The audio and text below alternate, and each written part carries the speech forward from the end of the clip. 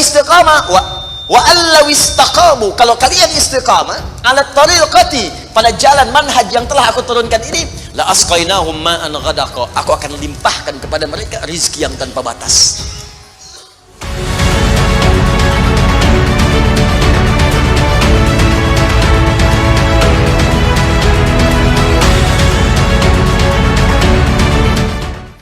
Wa may yattaqillaha yaj'al lahu makhraja wa yarzuqhu min haitsu la. Siapa yang mampu meningkatkan takwanya kepada Allah, salatnya meningkat dari yang fardu tambah sunnah, amalan hartanya meningkat dari zakat tambah infak, amalan Qur'annya meningkat dari sekedar baca mulai kemudian tilawah atau mulai menghafalkannya, amalan puasanya meningkat dari Ramadan mencari sunnah-sunnahnya, tingkatkan. Maka pengertian persamaannya ya ja'allahu makhraja, semakin meningkat takwanya, semakin aku tuntaskan semua persoalan kehidupannya. Jadi Bapak Ibu kayaknya nggak dapat masalah, padahal Anda tuh mengalami masalah sebetulnya. Cuman masalahnya sebelum dialami diringankan oleh Allah sehingga seakan-akan tak terasa. Ada yang langsung masalah dihadapkan di depannya, tapi diberikan ketenangan dalam jiwanya sehingga perasaannya nikmat saja. Padahal sebelumnya tidak begitu. Macet, sebelumnya menghujat, kadang mencela, klakson nggak berhenti, ya, bikin status juga, langsung kasih komen negatif, ya, Jakarta kesini banjir, siapa gubernurnya, misalnya, apa solusinya? Ini begini, ini begitu, apa solusinya? Apa ketenangan yang kita dapatkan? Tapi ada orang yang ketika dapat macet, tiba-tiba, Allahu Akbar, dia cuma klik dengan satu tombol, klik keluar murotal. Alhamdulillah ya Allah, engkau kasih macet. Kalau enggak macet seperti ini, bagaimana aku kemudian mendekat kepadamu dengan mendengar murotal ini? Ternyata ketika macetnya 15 menit, hafal ayat 3 ayat. Selalu ada hikmah dalam kehidupan. Sedang zikir, ada yang berdoa, itulah yang dimaksudkan. Dientaskan persoalan, diberikan ketenangan, dan dipahamkan tentang nikmat yang diberikan. Ada orang yang minta dulu. Nah nanti orang soleh ini, solihin, itu diantara mereka bertawasul dengan amal solehnya. Ada yang sering bersolawat, tawasul dengan solawatnya. Ada yang sering infak, tawasul dengan infaknya. Bukankah kita pernah mendengar kisah yang sangat viral? Padahal masa itu belum ada media sosial, tapi sampai kekinian sekarang. Kisah ini terjadi sangat lampau, sampai sekarang lewat 15 abad masih viral, dibukukan. Perhatikan, kalau kita ikhlas, maka semua kisah kebaikan kita akan diangkat sampai di masa yang tidak batas, sampai terjadi hari kiamat kembali kepada Allah Subhanahu wa taala. Walaupun komunikasi alatnya tidak lengkap. Pernah dengar kisah 3 orang yang sedang berjalan, kemudian tiba-tiba ada hujan, berlindung masuk ke sebuah gua. Begitu masuk di dalam gua itu, kisahnya sangat populer sekali, sampai ada di Sahih Al-Bukhari, sampai sekarang sering dikisahkan. 3 orang laki-laki sedang berjalan beraktivitas. Tiba-tiba datang hujan deras, berlindung masuk ke dalam sebuah gua. Ketika duduk di gua itu, tanpa sadar batu dari atas menggelinding menutup ke dalam muka pintu gua itu. Pus, prat. Saking padatnya tidak meninggalkan celah yang cukup untuk mereka keluar. Akhirnya setelah reda, berusaha untuk mendorong. 3 orang nggak sanggup. 1 lemas, yang 2 dorong makin nggak sanggup. 1 lebih lemas, 1 orang dorong, ya sama betul-betul nggak sanggup. 3 aja nggak sanggup, 1 pengen dorong, nggak bisa. Akhirnya yang paham rumus ini, dari 3 orang itu mulai berkata kepada teman yang 2, ini mustahil kita bisa kemudian tuntaskan kecuali kita bertawasul dengan amal soleh yang pernah kita kumpulkan dalam hidup. Jika kita sudah merasa tak mampu sebagai makhluk, maka ini tanda dari Allah untuk meminta kepada Khalik. Dan disinilah kita disadarkan oleh Allah pentingnya amal soleh. Maka kalau kita sudah merasa amal soleh kita bermanfaat, bahkan bisa dipakai dalam doa, nanti akan semakin semangat amal solehnya. Itu rumus Pak Bu. Di sekarang banyak orang itu tidak mengerti kenapa mesti beramal soleh. Karena itu ketika diminta beramal, malas. Maghrib sudah sholat, begitu isya kan, Allahu Akbar, ayo isya. Kok cepet amat, barusan udah maghrib sekarang isya lagi. Tapi kalau orang yang mengerti, Allahu Akbar, mudah-mudahan tiap menit sholat. Karena bisa minta. Minta, bukankah dalam salat itu minta? Ya, Rabbighfirli warhamni wajburni warfa'ni, permintaan semua. Dalam sujud minta lagi, minta. Selesai. Maka 3 orang itu bermohon dengan amalannya. Yang satu mengatakan, ya Allah, saya punya seorang ibu yang saya baktikan hidup saya untuk melayani beliau. Saya bekerja pulang kemudian tidak pernah saya mengambil sesuatu sebelum ibu saya dulu. Apa yang saya lakukan sebelum tidur? Saya kemudian siapkan susu untuknya saat bangun, kemudian saya berikan terlebih dahulu. Saya tidak pernah menyentuh makanan sebelum ibu saya terlebih dahulu menyentuhnya. Satu kali saya datang, ya Allah, mendapati beliau sudah tertidur. Maka saya tidak berani menyentuh kemudian makanan itu. Dan saya punya kebiasaan ketika bangun saya siapkan air susu. Ya, saya bayangkan ibu memberikan ASI kepada saya, maka sekarang saatnya saya memberikan susu kepadanya. Kemudian saya tunggu di sampingnya, saya sampai ibu saya tertidur sampai bangun. Ketika dia bangun, saya tidak pernah terangkan kepadanya bahwa saya memegang nampan itu dari sejak malam sampai dia bangun. Kemudian saya tuangkan, saya minumkan kepada beliau, setelah beliau menyentuh baru saya makan. Kalau ini menjadi amal soleh yang pernah saya kerjakan, ya Allah, dan Engkau ridha dengannya, mohon bebaskan kami dari kungkungan batu ini. Yang tadinya tidak bergerak, begitu didorong bergeser. Mau keluar masih susah. Ya, ini pertanda dari Allah ingin mendengar semua amalan-amalannya supaya adil terdengar keseluruhannya. Kedua, ya Allah, saya pernah mimpin suatu perusahaan. Kalau bahasa kita sekarang, saya pernah punya bisnis, ya Allah. Kemudian ada karyawan saya tiba kemudian pamit meninggalkan pekerjaan, tapi gajinya belum saya berikan. Lantas saya simpan gaji itu, dia tak kunjung datang. Kemudian saya berinisiatif, ya Allah, untuk menjadikan gajinya dia sebagai modal, karena khawatir kalau pulang nilainya sudah berkurang. Maka dibelikanlah oleh saya, ya Allah, kambing. Kemudian dikelola kambing itu sampai bertahun-tahun datang, kambingnya sudah penuh, ya Allah, dengan berbagai kandang, ternak sudah banyak, selapangan sudah kumpul. Begitu dia datang, saya berikan kepadanya semuanya itu, dia mengatakan, kamu bercanda ya?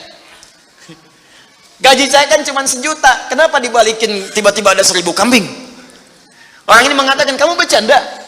Kata orang tadi, tidak, saya tidak bercanda, tapi ini hak kamu yang saya kembalikan. Dikisahkan kisahnya, saya belikan kambing, saya jaga dengan rawat dengan baik. Lantas dia mengambil semua kambing itu, ya Allah, tanpa memberikan kepadaku sedikit pun.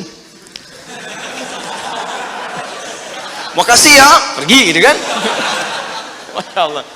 Ya gitu, kalau Baduy itu unik gitu ya, bukan yang di sini, Arab maksudnya, ya. Unik gitu. Jadi lugu, polos, berangkat. Ya. Apa yang terjadi?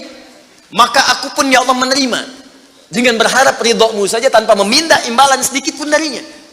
Dia pergi meninggalkanku, aku mengharap ridho darimu. Maka aku bermohon kepadamu, ya Rabb, kalau dengan itu kemudian engkau ridho, maka bebaskan kami dari kungkungan batu ini. Didorong, geser lagi. Perhatikan bagian yang ketiga ini. Ini tidak mudah karena termasuk bagian dari dosa besar. Meninggalkan dosa besar mendatangkan anugerah yang berlimpah tanpa batas.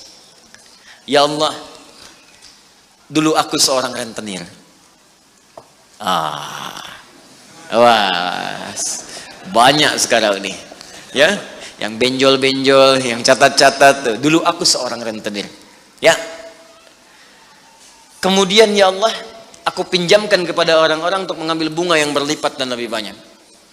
Tapi aku mencintai seorang putri dari pamanku. Setiap aku lamar dia selalu menolak. Putrinya itu orang soleh, Pak, Bu, baik. Makanya di Quran jelas orang soleh nggak akan dipertemukan dengan yang kurang baik. Tapi jangan pesimis dulu. Caranya jadi orang baik dulu, nanti akan diarahkan pada yang baik. Sabar. Datang sendiri nanti. Ya. Maka apa yang terjadi? Satu saat aku punya kesempatan karena pamannya ternyata butuh modal, aku pinjamkan. Lama dia kemudian tidak bayar-bayar sampai menggelinding hutangnya begitu banyak terkumpul. Datanglah kemudian anak gadisnya kepadaku untuk minta keringanan. Maka aku katakan kepadanya, malam ini pun hutang bapakmu aku akan lunasi seluruhnya tanpa kecuali kalau malam ini engkau mau bergaul denganku. Maka anak perempuan itu sedih, merasa terancam, tapi tak mampu berbuat banyak untuk bapaknya, dia pasrah kemudian mengiyakan. Di malam itulah sejak aku siap-siap untuk menggaulinya, tiba-tiba si gadis itu dengan fitrah lisannya mengatakan, nih kalau orang nggak pernah maksiat, ini kalimatnya itu tinggi sekali, besar, pengaruhnya banyak. Kata perempuan ini, ittaqillah, paman, bertakwalah kepada Allah. Satu kalimat di gadis itu menggetarkan pada jiwaku, melahirkan rasa takut yang sangat dalam. Aku lari meninggalkannya sambil mengatakan, sudah, bapakmu tak ada utang lagi padaku, dan aku lari meninggalkannya. Ya Allah, kalau dengan perbuatan itu engkau ridha yang menjadikan aku bertobat sampai sekarang, maka mohon ya Allah bebaskan kami dari kungkungan batu ini.